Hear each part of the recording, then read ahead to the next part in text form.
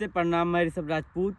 आज बहुत खुशी की बात यह है कि हमारे पावर स्टार पवन भैया जी का आज फिर नया धमाका आया है, न्यू धमाका श्री प्रभु श्री राम जी के लिए।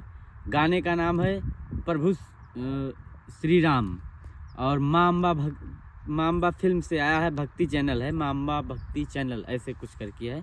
तो दोस्तों जाके सब लोग उसको अपना प्यार बरसाइए उस सॉन्ग पे और ज़्यादा से ज़्यादा सुनिए। बड़ा ही अच्छा गाना है। उसमें माननीय हमारे देश के प्रधानमंत्री नरेंद्र मोदी जी का वर्णन किया गया है, मंदिर का वर्णन किया गया है। बहुत ही अच्छा प्यारा भजन है और आप लोग जाके उस पर सुनिए भजन और भजन का एंजॉय लीजिए। और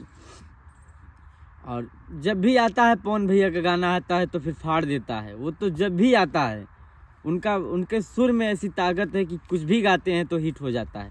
लेकिन ये भजन को इतना मन से गाए हैं कि मैं तो सुन ही रहा हूँ, सुबह से 10-11 बार सुन चुका हूँ, अभी सुन ही रहा हूँ। तो मैं सोचा कि एक बार आप लोग को बता दूं कि बहुत ही अच्छा प्यारा भजन आया है। आप लोग जाके एक बार ज़रूर सुनिए और ज़रूर सब्सक्राइब करिए चैनल, सुनिए और उसको देखिए गाना। थैंक यू, धन्यवाद।